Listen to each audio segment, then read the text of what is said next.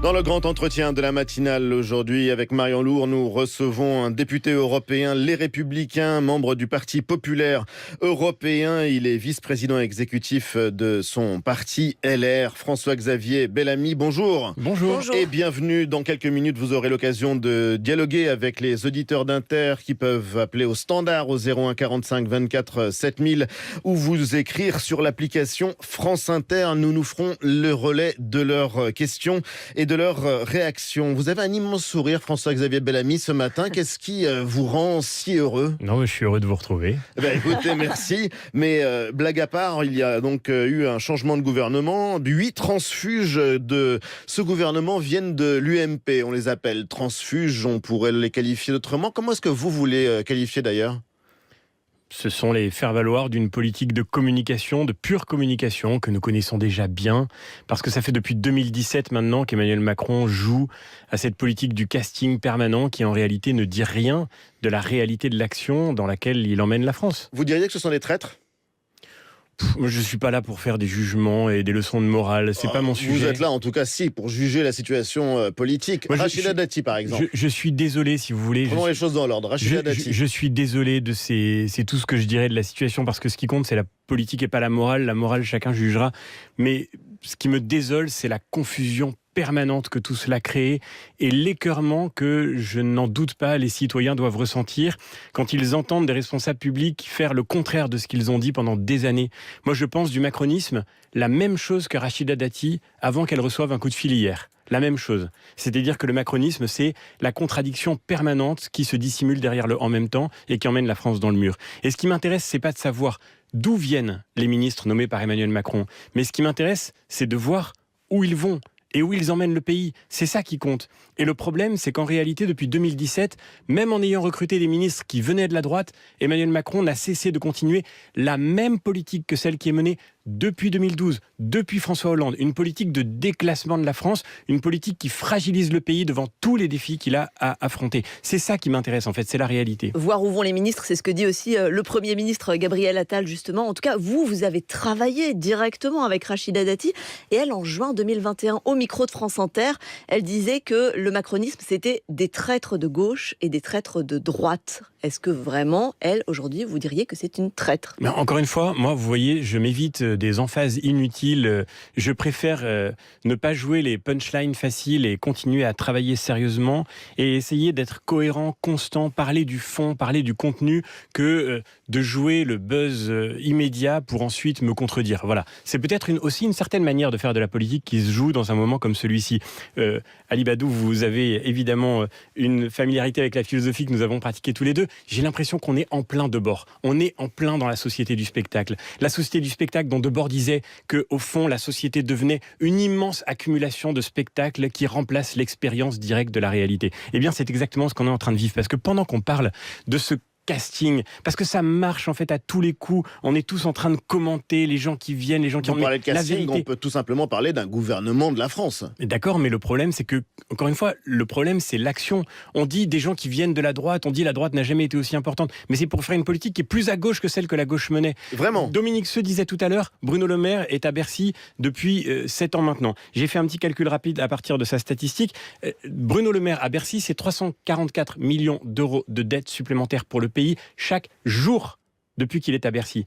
Et le vrai sujet, c'est ça. On c'est sortira les calculettes et on reprendra aussi le fil de l'histoire. Il y a eu entre-temps les gilets jaunes, le Covid et le quoi qu'il en coûte. Le Covid est une minorité de cette dette. Et c'est ça le vrai sujet. Parce qu'en fait, on a beau venir de la droite, quand c'est en réalité pour endetter le pays, c'est-à-dire pour fragiliser son avenir. Quand on est aujourd'hui à plus de 3 000 milliards d'euros de dette, ça m'est un peu égal de savoir qui vient de l'UMP ou qui vient d'ailleurs. Ce qui compte pour moi, c'est ce que font ces gens, et ce que font ces gens, en réalité, fragilisent le pays sans cesse. Alors, vous vous fichez d'où ils viennent. Malgré tout, fallait-il exclure Rachida Dati, comme ça a été fait immédiatement, dès l'instant où elle a annoncé qu'elle acceptait de rentrer au ministère de la Culture ? Bien sûr, Éric Ciotti a eu tout à fait raison. Bien sûr. Et en réalité, Éric Ciotti ne fait que tirer les conséquences du choix de Rachida Dati. C'est Rachida Dati qui choisit de rentrer dans la majorité, dans le gouvernement. Les Républicains, eux, ils ont choisi d'être dans l'opposition parce que nous avons besoin de reconstruire une alternative pour le pays. Et quand on donc, vous dit ce choix, il est parfaitement logique. Paris vaut bien une messe, François-Xavier Bellamy. En l'occurrence, faire rentrer Rachida Dati, c'est peut-être l'occasion pour les macronistes, en alliance avec la droite parisienne, d'enfin reprendre le contrôle de cette ville qui est à gauche depuis maintenant près de 20 ans. Moi, je ne crois pas au billard à 10 bandes. Je ne pense pas que la politique doive se résumer à des tactiques qui jouent sur des espèces de calculs perpétuels. Pour moi, ce qui compte, c'est qu'aucune victoire n'est possible. Et surtout, aucune victoire n'a d'intérêt si elle ne se fonde pas sur la clarté. Parce qu'on voit bien, finalement, Emmanuel Macron a réussi à gagner la présidentielle une fois. Il l'a gagnée 2 fois. Évidemment, c'est une victoire. Mais qu'est-ce qu'il en fait, encore une fois ? Et si c'est pour derrière le en même temps, se laisser aller à toutes les contradictions, ça ne nous conduit pas très loin. Prenons un exemple tout simple. Au fond, mais pour moi, c'est ça qui est frappant dans ce remaniement, c'est qu'il est l'indice du fait que Emmanuel Macron, que le macronisme ne prend pas la France au sérieux, ne prend pas la réalité au sérieux. Gabriel Attal part à Matignon en disant « J'emmène la cause de l'école dans mon cœur ». Eh bien, on voit que l'éducation nationale, qui est un enjeu majeur, l'éducation nationale aujourd'hui passe finalement au ministère des Sports. Une année de Jeux Olympiques. L'éducation nationale est rattachée au sport, alors qu'on sait très bien, évidemment, l'importance que cette question va avoir dans les mois qui viennent. D'après vous, Amélie Oudéa-Castéra ne peut pas gérer tout ça ? Je ne veux pas faire de procès d'intention, je ne la connais pas personnellement, elle a certainement beaucoup d'énergie, mais l'éducation nationale, ça devrait être la grande cause pour l'avenir de la nation. C'est pas un aspect parmi d'autres de la vie politique. Mais l'éducation nationale et jeunesse, c'était le cas quand Jean-Michel Blanquer, par exemple, était à la tête de ce ministère. Et sport. Il n'y avait pas, en l'occurrence, on confie l'éducation nationale à la ministre des Sports. Jean-Michel Blanquer, pardonnez-moi de le dire, j'ai eu beaucoup de désaccords avec lui et j'ai beaucoup critiqué sa politique, mais le fait est que Jean-Michel Blanquer connaissait le monde de l'éducation. Il en était un très grand spécialiste. Amélie Oudéa-Castéra, je ne vois pas à quel moment elle a pu avoir le moindre regard sur le sujet de l'école. Et encore une fois, c'est la question majeure pour notre avenir. C'est le premier budget de l'État, c'est l'enjeu absolu, celui des générations futures. C'est aussi là où le pays est le plus fragilisé aujourd'hui. Je ne vois pas comment on peut considérer qu'on prend la question de l'école au sérieux quand on la traite de cette manière. C'est la même chose pour la santé, qui se retrouve fusionnée dans un immense ministère. C'est la même chose pour le logement. Les Français sont inquiets du logement. Il n'y a même pas de ministre du logement. Écoutez, c'est pas objectivement, c'est pas sérieux, c'est de la pure communication. Et ce qui compte, c'est peut-être de reparler du fond, du contenu, plutôt que de commenter indéfiniment ces enjeux de casting. Et sur le fond, justement, ce changement de gouvernement, ça pourrait être aussi l'occasion de la clarification. Le maire LR de La Baule, Franck Louvrier, salue, je cite, peut-être l'annonce d'une majorité de droite et du centre. Vous êtes aussi à LR. Vous pourriez dire, c'est une victoire idéologique en quelque sorte. Moi, écoutez, je suis pour que chacun fasse ses choix. J'ai beaucoup d'estime pour Franck Louvrier, mais je crois qu'encore une fois, je le redis, les Républicains ont fait depuis des années maintenant un choix clair qui n'a cessé d'être réaffirmé et qui n'a cessé d'être confirmé par les faits, c'est celui d'être dans l'opposition à ce gouvernement. Et quand nous avons obtenu des victoires...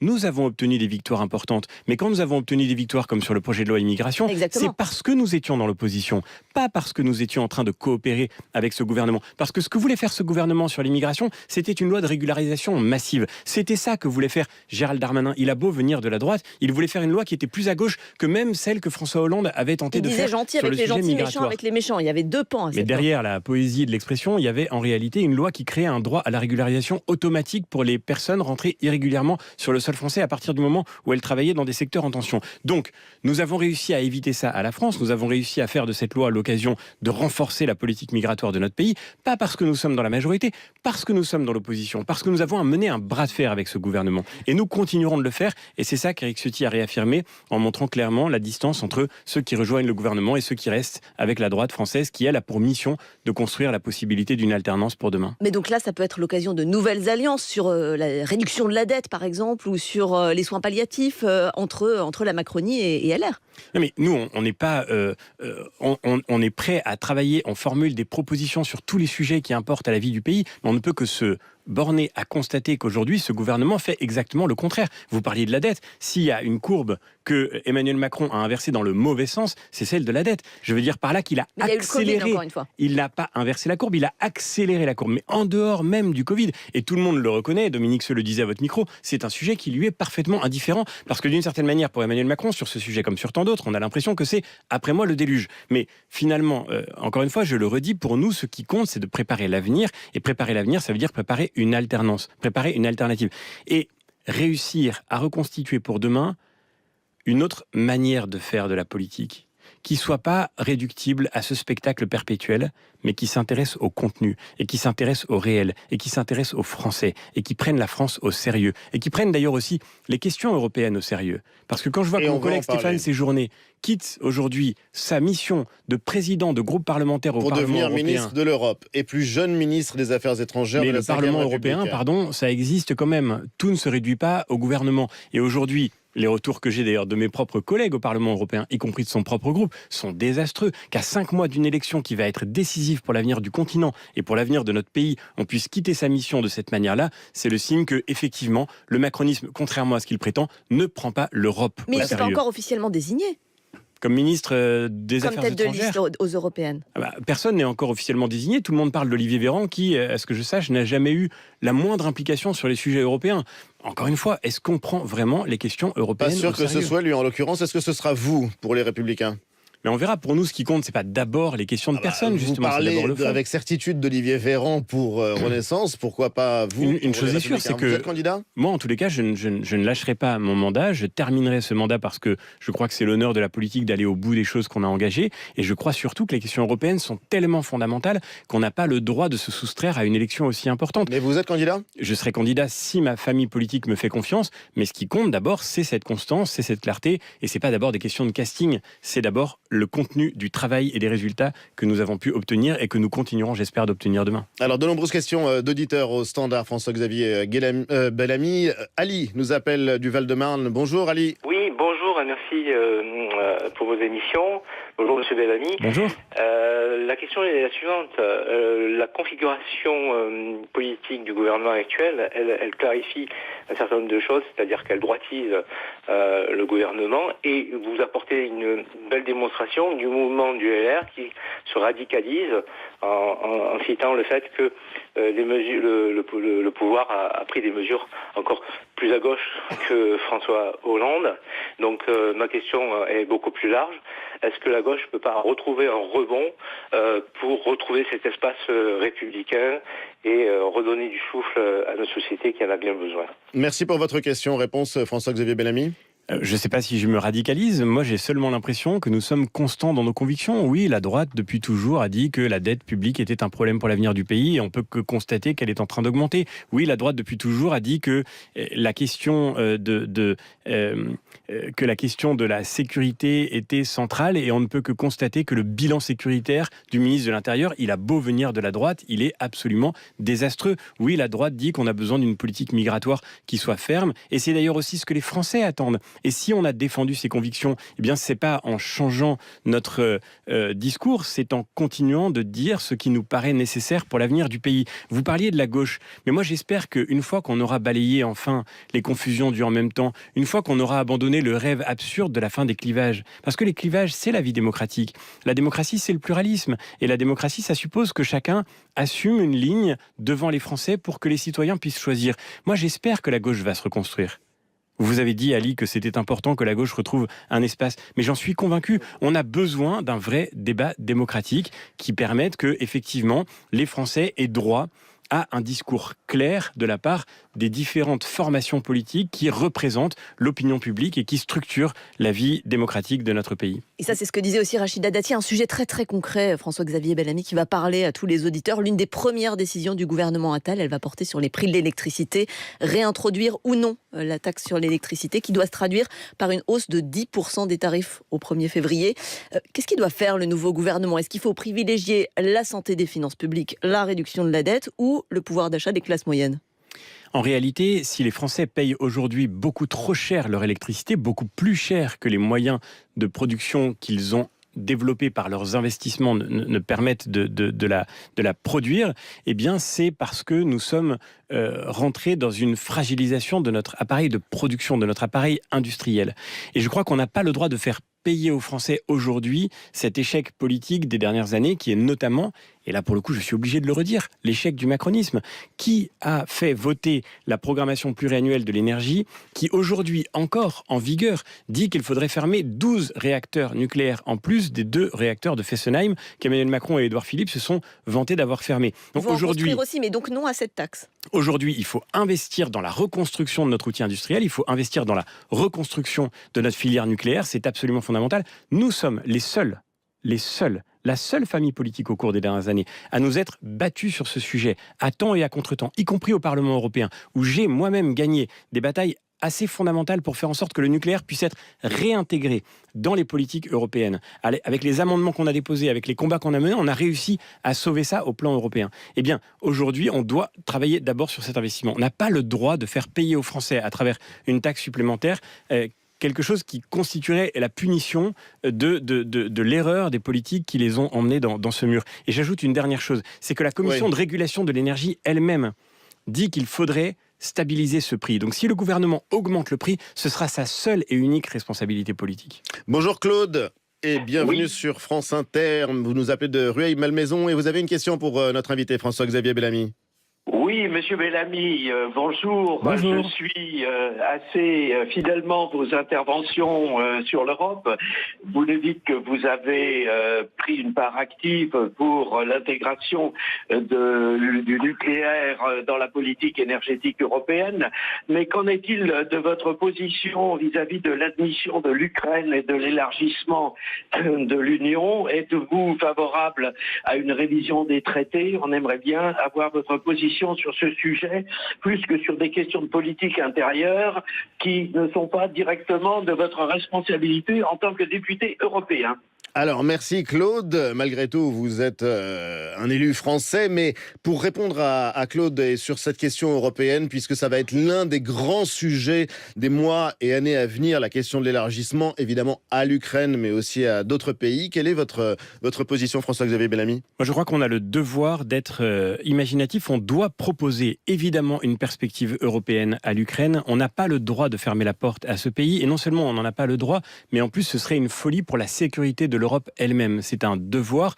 Si nous n'ouvrons pas la possibilité aux pays, non seulement à l'Ukraine, mais aux pays des Balkans, aux pays de tout ce flanc est de l'Europe, de pouvoir être arrimés à l'espace européen, alors on verra non seulement la Russie, mais aussi la Chine. Donc il faudra une Europe à 28, mener 29, des 30 mais en revanche, membres. ça ne veut pas dire qu'il faille rentrer dans une logique d'élargissement, parce que des élargissements seraient une folie. Donc on doit pouvoir créer un statut intermédiaire.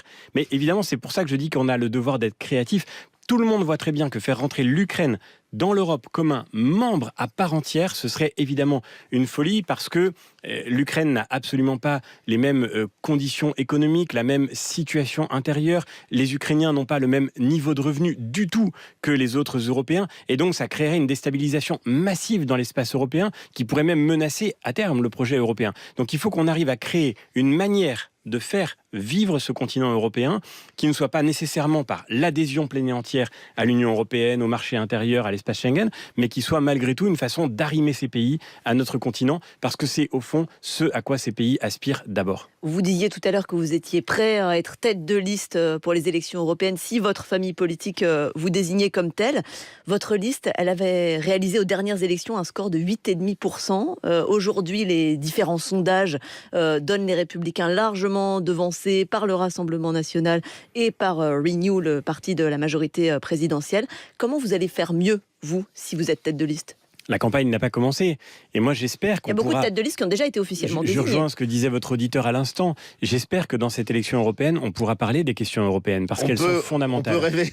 Non, je le dis en souriant parce que c'est vrai que très souvent ça devient une campagne nationale. Mais je ne doute pas. Et vous le savez mieux que personne. J'espère ne pas douter un instant qu'on pourra compter sur vous, et c'est notre responsabilité collective, le monde politique, mais aussi le monde médiatique, de faire en sorte qu'on parle d'Europe dans cette élection européenne. Parce que ce qui se joue aujourd'hui au plan européen, sur les questions d'énergie, sur les questions d'industrie, sur les questions environnementales, sur les questions d'agriculture, sur les sujets économiques, mais aussi sur les sujets de sécurité internationale, ce qui se joue en Europe est déterminant pour l'avenir de notre continent, mais aussi pour l'avenir de notre pays. Et donc on a le devoir de faire en sorte que les Français puissent faire un choix clair. Ils feront le choix qu'ils voudront. Et moi, je suis convaincu que, avec le bilan que nous avons acquis au Parlement européen au cours des dernières années, avec les résultats obtenus sur les questions d'énergie, sur les questions migratoires, parce qu'au plan européen aussi, nous avons mené des batailles que nous avons gagnées pour mieux protéger nos frontières, avec le bilan que nous avons aujourd'hui sur les sujets économiques, agricoles, je suis convaincu que nous avons la possibilité de convaincre les Français que nous sommes le seul vote qui permettra de renforcer la place de la France